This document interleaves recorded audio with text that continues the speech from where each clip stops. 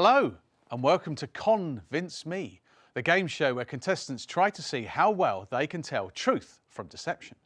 I'm your host, Sherlock John, and without further ado, let's meet today's contestants. We have contestant number 1, Chloe, an international business management student from Surrey. Contestant number 2, Grace, a TV and media studies student from UCA Farnham. And contestant 3, David, a Tonmeister student from Surrey. Let's see how our contestants are doing. Chloe, welcome. What was the biggest lie you've ever told? Telling someone that I bought a Corvette at 18. That's quite impressive. And Grace, welcome. How good are you at telling if somebody is lying? Yeah, I'm quite good at asking questions, so I think I'll be able to see if they're lying or not. Splendid. And finally, David, welcome. What are your skills of deduction like? I think I've just got a really good sense of intuition. Well, you've convinced me.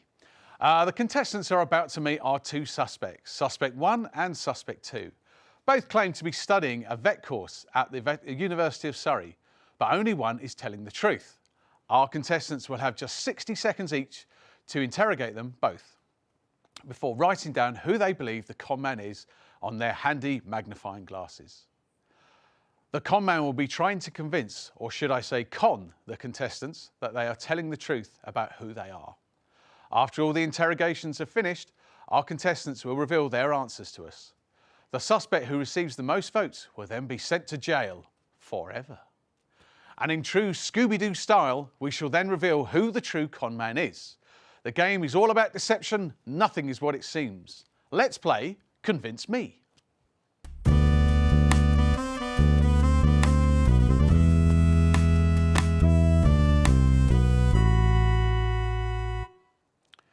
Chloe, you're up first to play detective. Please take up your position as interrogator at the interview table. Grace and David, please put on your soundproof headphones. Are you ready, Chloe? Yes. Please, can we have 60 seconds on the clock? Chloe, your time starts now. Have you made lots of friends on your vet course? I've made enough, I think, to live with them. Yeah, I mean, they're quite big courses, but yeah, met quite a few that I did group stuff with in labs and stuff. Do you find your course varied enough to become like a vet in the future? Almost too varied, I won't lie. I'm not particularly interested in sheep or cows, but we still have to learn about them. I think considering all the modules have the same name, it's still quite varied, which is quite funny. But yeah, I mean, I'm not quite sure where exactly I want to specialize, so I quite like having all the options.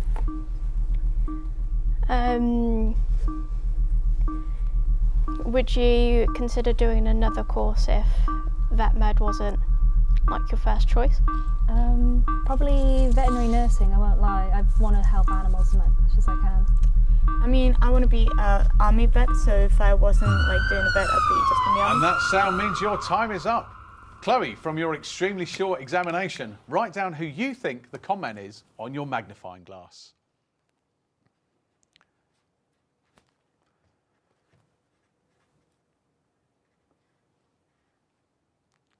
And Chloe, if you'd like to come up and join me.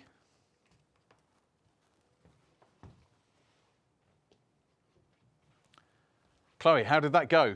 I think it went quite well. I think I knew who it was. You think you do? Well, keep it to yourself for a moment, and please take a seat back down next to Grace. Grace, if you'd like to take your headphones off and give them to Chloe, please. And then take a seat as the interrogator. Will Grace be able to deduce who the con man is? Will one of them spin her an all too convincing yarn? There's only one way to find out. Can we have 60 seconds back on the clock, please? Grace, are you ready? Yeah.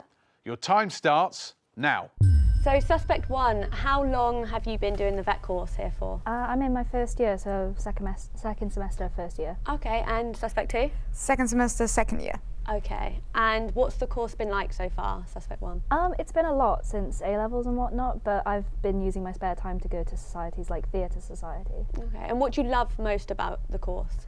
I just really love animals, so learning anything I can about them and hopes to help them is really cool, especially the surgery side of things. Yeah. And suspect 2, what do you dislike the most about What the do I course? dislike? Yeah. What I like most is what I dislike most. The fact that it's so varied. There's a lot of stuff to learn about so many different things. Yeah. And I love that, but at the same time, it's a lot to take in. Yeah. But yeah, it's been so good so far. Yeah. And what made you want to become a vet? My uncle was a vet for the army back in Spain, and I want to be an army vet too. And what about you, suspect 1? There was nothing really specific. I just really want to help animals, and this is the best route to help them. I'm afraid your time is up, Grace. Please write on your magnifying glass who you reckon the con man is, suspect 1 or suspect 2. And come up to here, Grace.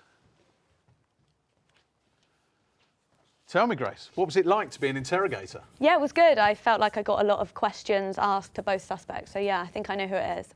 Fantastic. We'll see if your skills of deduction will pay off soon. Please return to your seat. And David, please take off your headphones. Find your way to the hot seat. And you're the interrogator. Will David be able to deduce who the con man is? Let's see. Could we have 60 seconds back on the clock, please? David, are you ready? 3, 2, 1, go. How many pets do you have? Pets? I don't have pets. Do you have any pets? I have quite a few. You've got quite a few? Yeah. What pets do you have? 3 dogs, 2 tortoises, had 2 geckos. Right. I had quite a lot. It was a long list. Okay. And what do you want to do after you do your vet course? I want to be an army vet. So.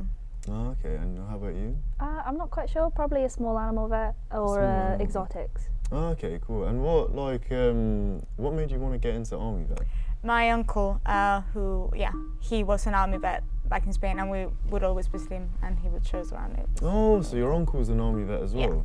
Yeah. Ah, and do you have like a lot of vets in your family? Not really, just him, but he is a very cool uncle. So okay, cool. There you go. Cool. And do you have any vets in your family? Absolutely not. No. Oh, okay, but you want to work with like small animals and. Yeah. And what makes you want to work with that? Nothing particularly. I've just been around animals quite a lot of my life. Yeah. This is the best way to help them. Okay, cool. David, you may have started, but you can't finish. Please write down on your magnifying glass who you think is the con man, suspect 1 or suspect 2. And come and join me, David. Tell me, David, do you feel like you figured it out? I think it was subtle, but I think like the details I could figure out. Well, you've convinced me, so well done. Have a seat back down. Grace and Chloe, take your headphones off, please. It's now time for the all-important voting.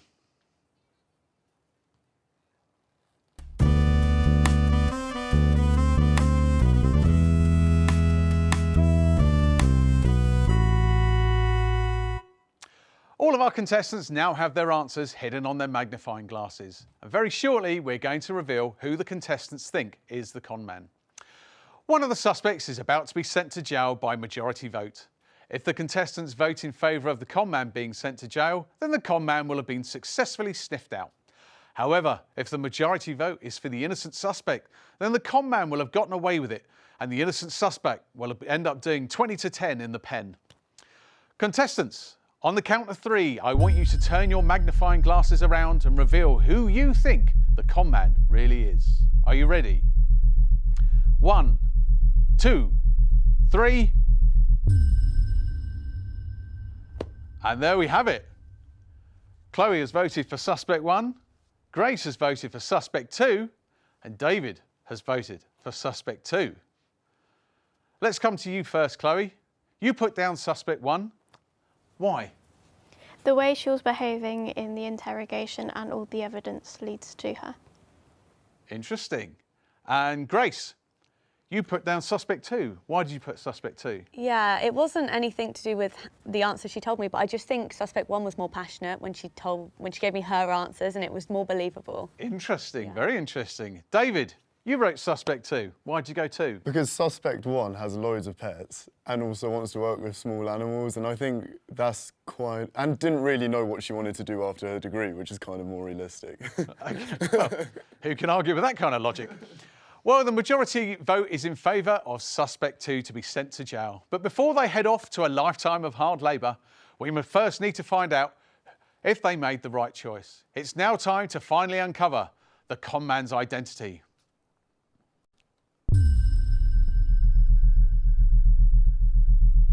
Today's con man is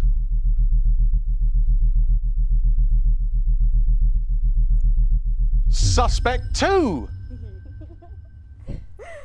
Well, who would have thought? Suspect 2, tell us the truth this time. Who are you really? My uncle was a vet, an army vet, but I am not, and I don't have any pets, so there you go.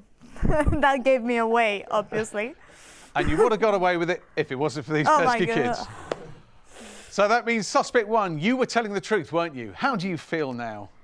Well, I have to go back now and do a bunch of lectures that I am very behind on, as most vets are. So. That's all right, you can get your fellow vet to do it instead. Oh no, you can't, she's off to prison. Well, Suspect 2, your treasure chest of whoppers have failed to convince the contestants that you were telling the truth. As a result, Suspect 2, you will be punished for lying to us all. And rightly so, you cheeky bugger. Suspect 2, you have been sentenced to life in jail. Please no, please no. Well, there you have it, folks. I think we've all learned an important lesson today. Never trust anybody ever, because you never know who could be trying to convince you. That's it for today. Sleep well and don't have nightmares. Goodbye.